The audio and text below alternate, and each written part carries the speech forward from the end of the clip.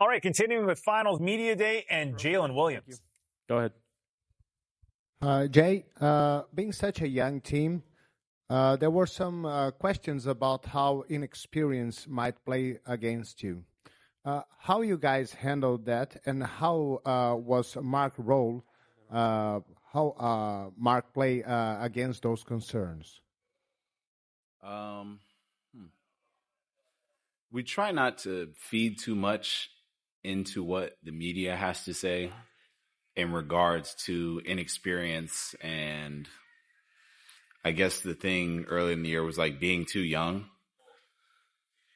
When you're young, I feel like we just kind of use it to our advantage. Like we try not to look at what we can't do and just focus on what we can do and be really good at that. And I think Mark has done a really good job of instilling that in us since I've been here for the past 3 years. And it's just something that we get harped on a lot in the thing.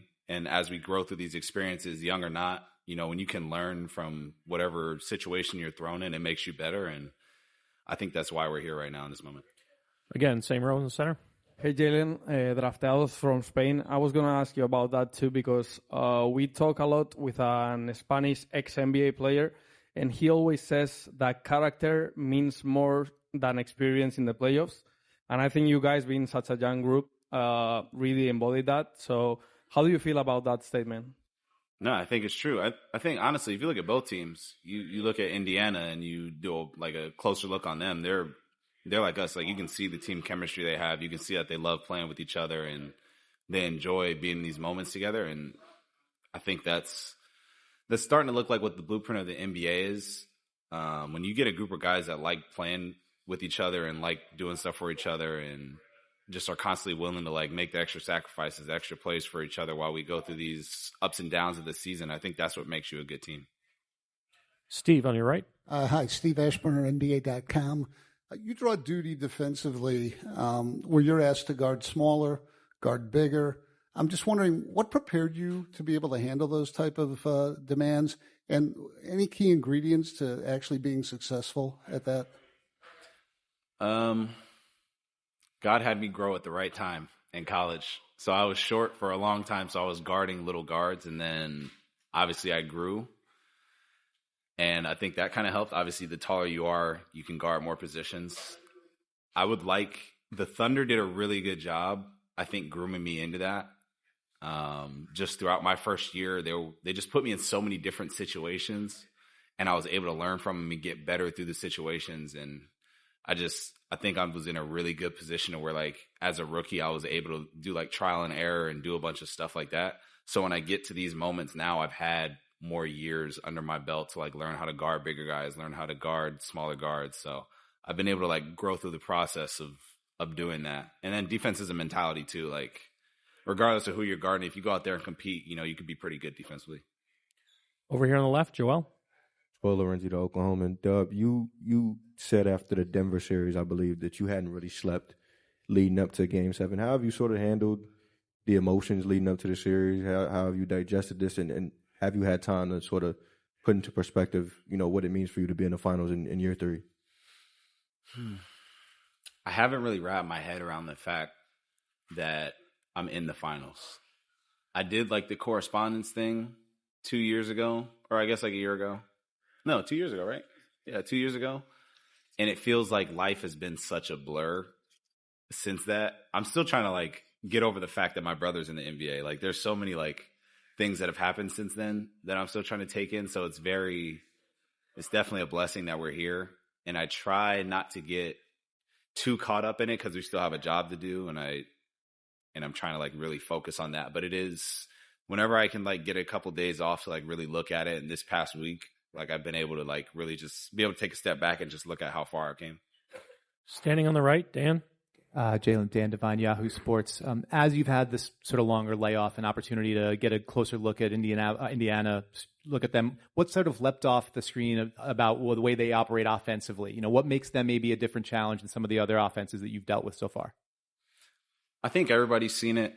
I don't want to give too much away, but they obviously play fast.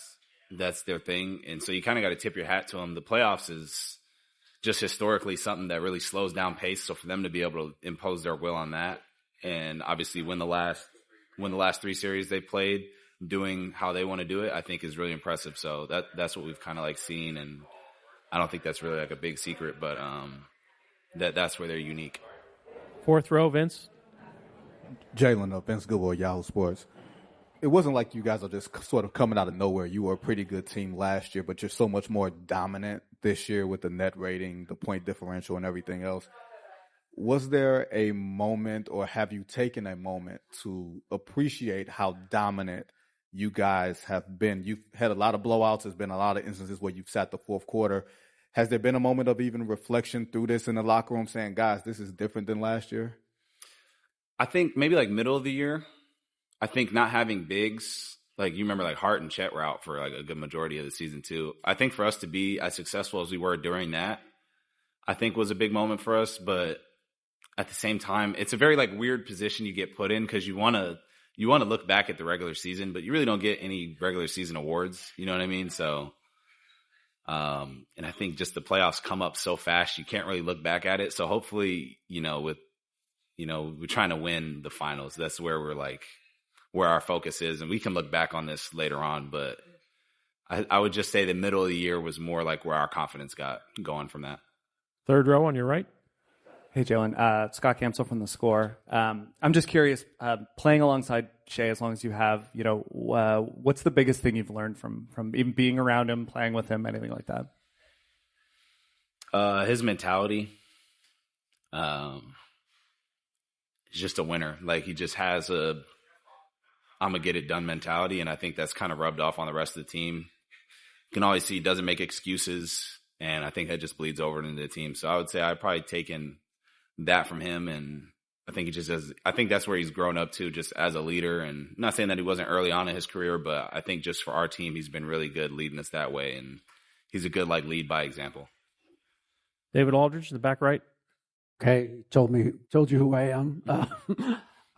The success on the court obviously expresses itself in terms of bringing you guys closer, but I wonder, how has the city and the region kind of gotten into everybody's skin to feel like this is a great place to be, this is a great place to operate? I've honestly felt like the energy from the city since I've been drafted. Like, when I got here, there was a ton of people outside the hotel, like, waiting to see us and congratulate us.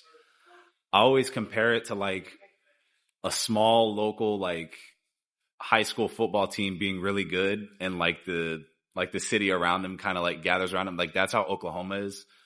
But it's with that, with like the whole state. Like, everywhere we go, I've been met with like love since I've been out here, and it's been a really cool experience. So I'm really happy that I get to be a part, even the past 2 years, like, I get to be a part of 2 really good teams, and I think it just brings the city more and more life, and I'm happy that we get to like bring that back to here. Over here in the fourth row, third seat in. There you go. Hey, Jalen. Esper Heaney from NBA Daily. Wanted to ask you, obviously the playoffs have their ebbs and flows, and that can be long in its own way. What have you learned about your game over the last couple of months? I wouldn't say I've learned anything new about my game, but I think what I've learned is there's highs and lows with every series. There's highs and lows with every game. And the more that you can stay even throughout it all, the better off you'll be. And I think that's where I found a lot of my success. Thank you, Jalen. Cool. Thanks, guys. Up next, we'll have Chet momentarily. That man right there, Alex Caruso, is going to have a big impact in this series. Got that championship experience. We're going to hear from him with Stephanie coming up after the break.